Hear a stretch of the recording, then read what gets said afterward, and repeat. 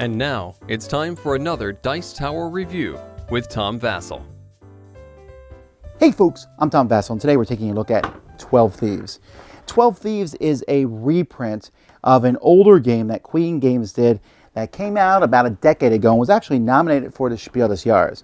In this game, you are thieves trying to go in different places in Baghdad and steal treasures. And you're doing so by bribing the guards. And honestly, that theme is there, but barely. You'll see.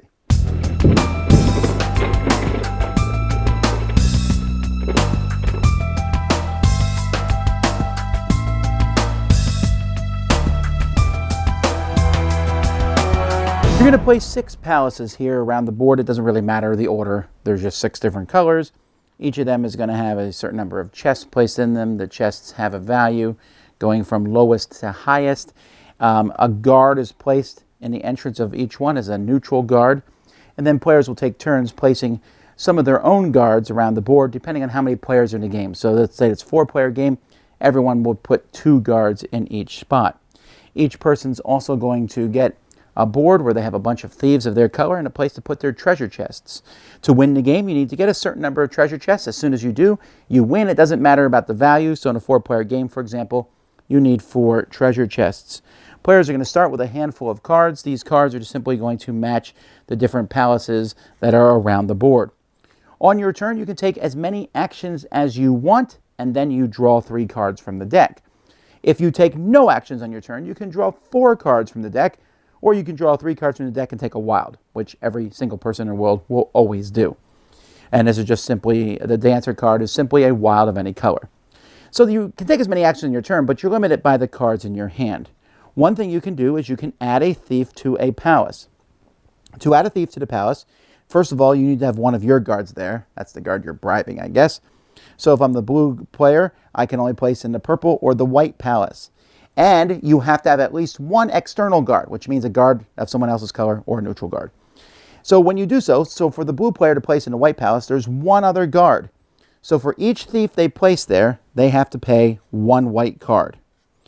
If they want to place in the purple palace, there are 2 external cards there. So for each thief in there, they're going to need 2 purple cards to go into that spot. So you can see if all 4 guard spots are full, it's going to be expensive to put your own stuff into a palace. You can also move a guard. To move a guard from one palace to another. So let's say I want to move this guard from the purple palace to the yellow palace. I simply need to play a purple card, or I can play a yellow card. If I want to move a neutral guard from one palace to another palace, I have to pay both colors. To move a neutral guard from the yellow to the purple palace, for example, I would need to pay a yellow and a purple card to do that. Now, one of the things is when you're moving a guard, you can take a thief with you. So if I have a thief here in the orange palace, and I'm like, that's never going to happen. So I move him over here to the blue palace, I can bring the thief along with me. Why do you want thieves in a palace? Because once you have the same number of thieves in a palace as it shows on a treasure chest, you remove all the thieves, put them back in your supply, and take that treasure chest. That's it. First person to get a number of treasure chests is the winner. The only other thing that I didn't mention is the thief actions. Whether you're placing thieves or moving thieves, you can only do that 3 times. All your other actions, moving guards and stuff, is unlimited. Now, when I first played this game well over a decade ago, I really didn't enjoy it. It was a much different looking game. There was a single board, which really does make sense. Having these 6 palaces spread out, doesn't matter where they are. So I'm kind of surprised it wasn't a single board. And it also had wooden pieces rather than the pictures of the thieves. I guess wooden pieces is nicer than the flatter pictures, but it doesn't really matter. Really, this is just kind of collect cards, play cards, get the treasures. And that's it. And so I said I didn't like it, but I think my tastes have changed, over 10 years for sure. I think it's been like 12 years now.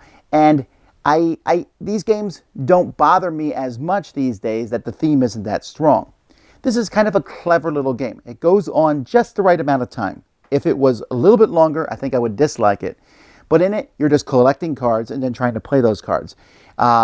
So you are, obviously, I got one guy there. I got 3 pink cards, pink, pink, pink. 3 cards. Come on, let's get one more in there, and I get it. But at the same time, other players will try to stop you by moving guards to spaces. You might realize that you're probably going to lose out on getting a treasure chest in a spot, Or it might be easier sometimes to drop a thief in the white palace and then move them to a spot where it would have been more expensive and you don't have any cards of that color. Many times it's good just to pass your turn and draw 4 cards. Getting the wild card can be pretty handy. And in fact, turns in this game are pretty quickly. It's like move, move, move, move, do this, do this. There's not a lot to say about the game. The game is simply about speed and making the right moves and getting the right cards, working with the cards you have, moving the thieves, moving the neutrals ones sometimes because you really, you've a guard at a palace but there's no other guards there, so you can't put anything in, so you need a guard there, so you might be forced to move a neutral guard there. So that's kind of interesting.